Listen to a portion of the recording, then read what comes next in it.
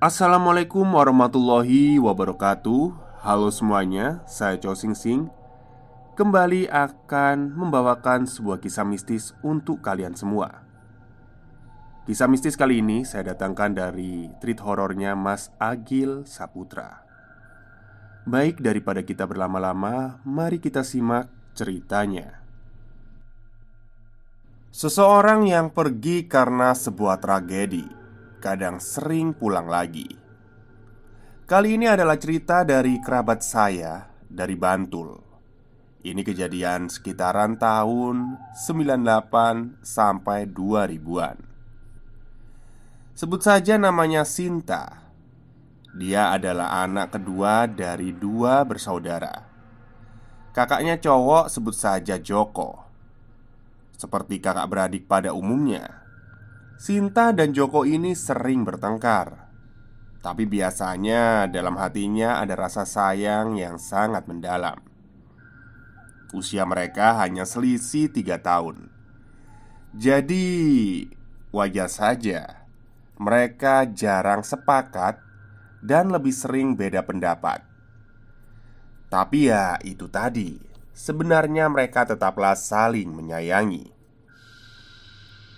Bantul, 1995. Joko dikeluarkan dari sekolah SMA-nya karena berkelahi dengan gurunya. Joko memang tergolong anak yang sangat bandel. Setelah dikeluarkan, Joko sempat mondok di pesantren, tapi cuma betah 1 bulan saja. Dia pulang melarikan diri dengan alasan tidak betah. Meski Joko ini anak yang bandel, dia adalah anak kesayangan. Terbukti orang tuanya selalu menawari Joko untuk meneruskan sekolahnya. Tapi karena Joko tidak mau, dia akhirnya putus sekolah. Dia pun bekerja sebagai juru parkir di pasar. Tapi sejak itu, justru Joko menjadi lebih dewasa. Joko jarang bertengkar lagi dengan Sinta. Meski cuma juru parkir, dia tidak bekerja untuk dirinya sendiri. Dia tulang punggung kedua setelah bapaknya. Tak jarang juga dia membayar semua keperluan sekolahnya Sinta. Meski sikapnya sudah baik dan dewasa, tapi Joko mempunyai kebiasaan buruk yang sukar dihilangkan. Joko sering mabuk-mabukan. Bahkan sampai pada titik kalau 1 hari saja tidak minum, badannya terasa tak enak katanya. Ibu selalu memarahinya ketika Joko pulang bekerja dalam keadaan mabuk. Tapi karena mungkin dalam pengaruh alkohol, Joko sering membanting barang-barang di rumah. Itulah sisi buruk dari seorang Joko kala itu. Bantul, 1996. Ayah Joko meninggal dunia. BTW Joko ini sangat dekat dengan ayahnya karena beliaulah orang tersabar di keluarga ini. Meski Joko kadang pulang larut dalam keadaan mabuk, sang ayah selalu mau membukakan pintu dan ngobrol sampai Joko ketiduran di sofa. Ayah Joko terkena serangan jantung. Tentulah ini sangat mengagetkan keluarga. Dan sehari sebelum beliau meninggal, di suatu malam, Joko pulang larut malam dalam keadaan mabuk. Ayahnya yang membukakan pintu terlihat biasa saja. Sampai akhirnya Joko duduk dan menyesap rokoknya. Ayahnya tiba-tiba bicara. Sinta yang di kamarnya tepat di samping sofa ikut terbangun dan tidak sengaja mendengar pembicaraan itu. "Nang, mbok dikurangi ngombene kue. Mesake awakmu kue lo." Dengan agak ketus Joko menjawab, "Oh, alon-alon." Pakmu iki wis tuwa. Mengko yen aku ra ono, mung kowe jagoku sing bakal ngurusi keluarga iki. Mesake ibumu kae lho. Susah roh kowe ngono terus. Lagi-lagi dengan ketus Joko menjawab, "Iyo pak, iyo. Wes aku arep turu." Benar-benar tak disangka, itulah percakapan terakhir Joko dengan ayahnya. Karena keesokan harinya ayahnya meninggal terkena serangan jantung. Beliau roboh saat mau berjalan ke kamar mandi subuh kala itu. Sepeninggal ayahnya, tinggallah Joko, tulang punggung di keluarga ini. Joko sempat berubah, tak mabuk-mabukan lagi. Tapi menurut Sinta itu hanya bertahan beberapa bulan saja. Setelah itu Joko tetap saja pulang larut dan mabuk-mabukan. Sinta tak bisa berbuat banyak karena kebutuhan sekolahnya selalu dicukupi oleh Joko. Entah pekerjaan sampingan apa lagi selain juru parkir. Yang jelas, perekonomian keluarga malah menjadi lebih baik. Meski masih mabuk-mabukan, Joko tetap ingat pesan terakhir ayahnya. Dia kalau mabuk selalu diam-diam, lebih memilih pulang lebih larut agar ibunya tak tahu.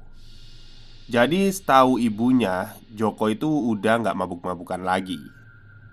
Tapi sepertinya cuma Sinta yang tahu kalau Joko masih begitu. Karena setiap malam Joko selalu mengetuk pintu jendela kamar Sinta kala Joko pulang malam. Dan Sintalah yang membukakan pintu. Kebiasaan itu terus berlanjut bertahun-tahun. Setiap kira-kira jam 1 sampai 2 dini hari, ini sudah menjadi rutinitas Sinta. Dek dek dek, Sin, buka no lawang. Dengan suara berbisik, itu hampir setiap malam Sinta membukakan pintu untuk Joko. Tak jarang hal itu membuat Sinta agak kesal. Tapi ya mau bagaimana lagi. Bantul 1997 menuju ke 1998. Tepatnya di malam tahun baru 1998, Joko mengalami kecelakaan. Separuh badannya tergilas mobil dan meninggal di tempat. Tentu kejadian ini menjadi pukulan berat bagi keluarga. Bersamaan dengan krisis moneter tahun 97-98, kini mungkin Sintalah yang akan bekerja untuk menghidupi diri dan ibunya. Malam itu masih suasana berkabung. Belum genap 40 hari Joko meninggal. Seperti biasa pukul 21, Sinta beranjak tidur. Tak ada perasaan lain selain mengingat Joko. Kira-kira pukul 21.30, Sinta tertidur dan terbangun di tengah malam oleh suara ketukan di jendela kamarnya. Dek dek dek. Sin, buka no lawang, Sin. Suaranya lirih berbisik. Sinta terbangun tapi seperti enggan beranjak dari ranjangnya. Suara itu terdengar lagi, sedikit lebih keras. Dek dek dek. Sin, buka no lawang. Sinta pun terbangun. Oh, Mas Joko toh? Sinta beranjak menuju pintu rumah. Dan tepat di depan pintu, astagfirullah, Mas Joko kan? Sinta seperti tak sadar sebelumnya tentang suara itu. Sinta baru sadar ketika di depan pintu kalau Mas Joko sudah meninggal. Sinta menoleh ke arah jam, dan di situ jam menunjukkan pukul 2 pagi. Seketika itu Sinta langsung pingsan. Joko yang belum genap 40 hari meninggal mengetuk kamar Sinta, mengulangi kebiasaan lamanya. Keesokan harinya Sinta terbangun oleh ibunya. "Ya Allah, kenapa kamu ini nak? Kok malah tidur di depan pintu?" "Eh, ngelindur aku bu." Sinta menutupi apa yang benar-benar terjadi semalam. Tak mau membuat ibu menjadi semakin sedih. Pagi itu Sinta duduk di teras sambil menyesap teh hangat, menelaah apa yang terjadi semalam dan berharap itu adalah mimpi. Tapi kenyataannya itu bukanlah mimpi. Dalam hati, Sinta terus bertanya-tanya, apakah itu memang Mas Joko? Yang menjadi satu-satunya nalarnya adalah, menurut kepercayaan, roh orang yang meninggal akan berada di sekitaran orang terdekatnya hingga 40 hari. Mungkin itu yang terjadi, batin Sinta. Malamnya turun hujan yang sangat deras. Entah apa yang dirasa, malam itu Sinta seperti kehilangan rasa takut. Akan aku tungguin kalau itu memang benar Mas Joko, batin Sinta. Sehabis sholat Isya, hujan belum juga berhenti. Tapi tak sederas tadi. Sinta membuka jendela kamarnya lebar-lebar, menopang dagu sambil memandang hujan. Dingin seperti tak dirasakannya.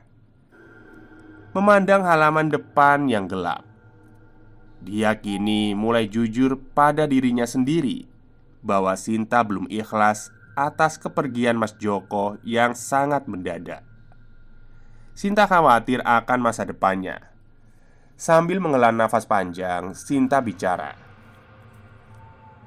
"Gimana ini? Kalau nggak ada Mas Joko, aku gimana?" Tak terasa, dia sudah berdiri lama di depan jendela itu. Jam menunjukkan pukul 1:30. Terbesit pula di pikirannya, "Wah, iki wis meh jam-jame Mas Joko mulai ki." Entah apa yang dirasa, rasa takut itu seketika sirna. Dia terus menunggu hingga hujan reda sekiranya pukul 3 pagi. Apa yang ditunggu ternyata tak datang. Sinta pun beranjak tidur. Singkat cerita, selang beberapa hari menjelang 40 hari, suara itu muncul lagi di jam yang sama, yaitu pukul 2. Sempat takut tapi dia mulai mencoba memberanikan diri. Sinta beranjak dari tempat tidur dan mendekat ke jendela. Suara ketukan itu masih ada, sangat jelas terdengar. "Sin, buka no lawang, Sin." Suara itu jelas suara Mas Joko. Dengan sedikit keraguan, Sinta semakin mendekat ke jendela. Ditempelkan tangannya di kaca. Terlihat siluet bayangan hitam.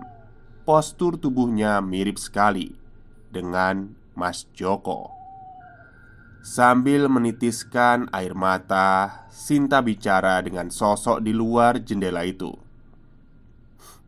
"Mas Joko, sing tenang yo. Aku karo ibu wis ikhlas kok." Perlahan, bayangan hitam itu bergerak menjauh. Perlahan hilang di dalam kegelapan. Sinta seketika roboh sambil menangis. Dalam hatinya, Sinta belum ikhlas sepenuhnya. Setelah 40 hari memang ketukan di jendela kamar Sinta sudah tak ada lagi. Bulan demi bulan berganti, ternyata Sinta belum benar-benar ikhlas. Ditambah perekonomian di keluarga ini yang semakin memburuk dan terus memburuk. Hanya satu alasan di benak Sinta. Semua ini gara-gara Mas Joko meninggal. Sekarang mau makan saja sulit. Tentu itu mendorong Sinta menjadi lebih tidak bisa merelakan kepergian Mas Joko. Sinta yang baru saja lulus SMA kini bekerja sebagai buruh di pabrik. Berat untuk dilalui dan puncaknya di pertengahan tahun 1999. Dampak dari krisis moneter, Sinta di PHK. Untuk melewati bulan-bulan setelah itu Sinta bekerja serabutan dengan hasil yang tak menentu, sembari menggunakan uang tabungannya yang tak seberapa. Hari-hari kalau tidak bekerja, Sinta hanya melamun di jendela itu sambil masih memikirkan kakaknya, Mas Joko. Memang sih, untuk gadis seumuran Sinta yang mungkin masih belasan, pasti berat melalui hal ini. Dan di suatu malam, suara ketukan itu muncul lagi. Sinta segera mendadak terbangun, tapi suara itu hilang. Mungkin ini cuma mimpi. Tapi Sinta membaringkan tubuhnya. Dalam keadaan setengah tidur, suara ketukan itu muncul lagi. Tok, tok, tok. Sin, buka no lawang, Sin. Sinta menoleh ke arah jendela dan terlihat sangat jelas. Tapi itu bukan Mas Joko. Karena badannya tinggi besar, hitam dan matanya merah menyala. Saat sosok itu mengetukkan jarinya di kaca jendela, bentuk jarinya juga sungguh tak wajar, sangat besar. Tapi sosok itu terus-terusan mengetuk. Sin, buka no lawange, Sin. Sin, buka no lawange, Sin. Suaranya semakin membesar. Dan itu bukan lagi suara dari Mas Joko. Temponya semakin cepat. Sin, buka no lawange, Sin. Sin. Sosok itu tertawa. Sinta berlindung dengan selimutnya. Tapi suara itu tak berhenti, bahkan menjadi semakin marah. Tek tek tek. Sin, mbok buka no lawange to, Sin. Iki Mas Joko. Dengan intonasi yang menggoda, dan kata-katanya mulai berubah-ubah. Sin, iki Mas Joko. Buka no lawange cepet.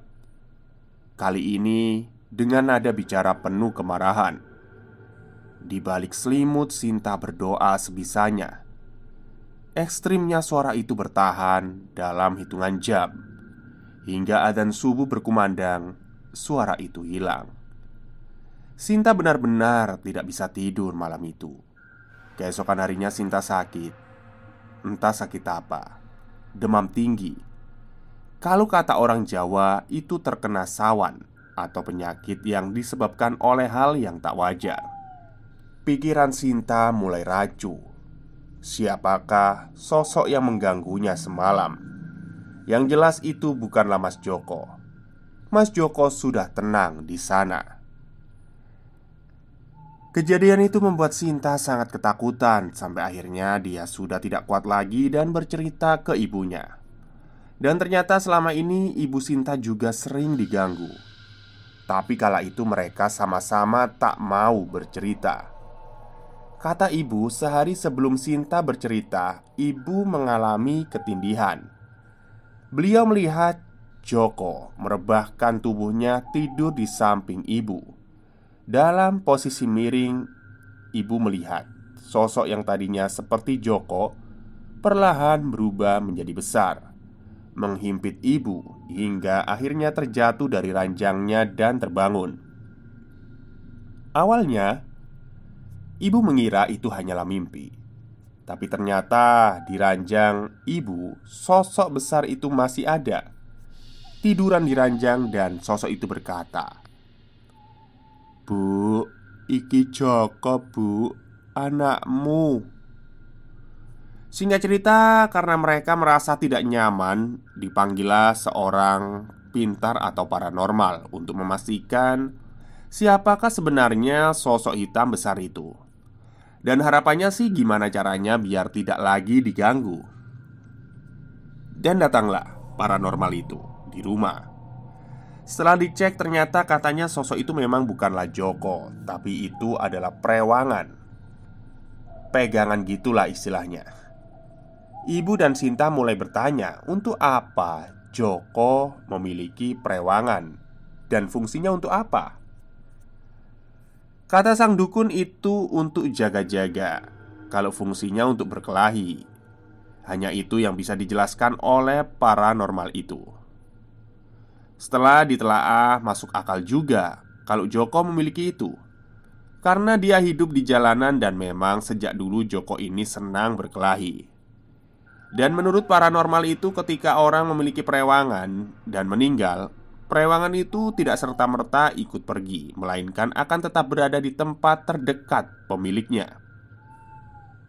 Setelah itu, dilakukanlah ritual pemindahan sosok perewangan itu. Mediasi berjalan alot. Katanya sosok itu ingin tetap di rumah ini. Dia akan menjadi penunggu di rumah ini.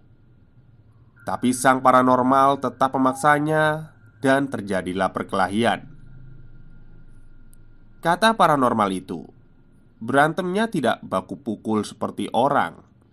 Sinta dan ibu hanya melihat paranormal itu duduk sila, dan tiba-tiba saja dia ambruk dengan darah mengalir di hidungnya. Kata paranormal itu dia kalah karena sosok perewangan Joko itu katanya sangat kuat. Paranormal itu pun menyerah. "Kulo angkat tangan nggih. Kulo mboten saged nglawani iki dhewe." Paranormal itu pun pulang dan tak pernah kembali ke rumah ini. Ibu dan Sinta pun semakin paranoid, sampai tidak berani tidur di kamar masing-masing. Mereka berdua lebih memilih tidur di kasur lantai depan TV. Tapi tak ada bedanya, sosok itu tetap muncul dan mengganggu. Kejadiannya sekira hari keempat. Mereka tidur di depan TV. Tengah malam, kira-kira pukul 1 dini hari, tiba-tiba TV di depannya hidup sendiri. Sinta yang saat itu terbangun mengira memang TV tidak dimatikan dari tadi. Tapi ketika Sinta mulai beranjak, tiba-tiba di pintu rumah terdengar suara ketukan itu lagi. Sinta tidak jadi mematikan TV. Dia menelungkupkan diri dengan selimut dan, "Sin, buka no lawang, Sin." Tek tek tek. "Sin." Sinta mencoba membangunkan ibunya. Tapi saat ibu bangun, suara itu sudah tidak ada. Ibu dan Sinta menoleh ke arah pintu depan dan ketika membalikkan pandangannya, tiba-tiba sosok hitam besar itu sudah ada tepat di depan matanya. Jaraknya hanya beberapa jengkal saja. Mereka berdua terpaku, tidak bisa bergerak. Matanya merah menyala. Dengan senyum menyeringai, sosok itu berkata, "Kalau kalian mengizinkanku di sini, aku tidak akan mengganggu. Aku juga bisa menjadi makhluk yang baik." Sinta dan ibunya hanya bisa menganggukkan kepala. Sosok itu pun tiba-tiba saja hilang. Setelah kejadian itu, sosok itu tidak pernah lagi terlihat.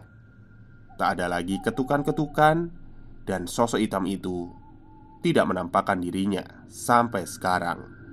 Walau ibu dan Sinta masih seperti merasakan dan tahu kalau sosok itu masih di rumah ini tidak pergi. Tapi asal tak mengganggu saja, itu sudah bisa melegakan mereka berdua. Bantul, 1998 sampai 2000. Sekian.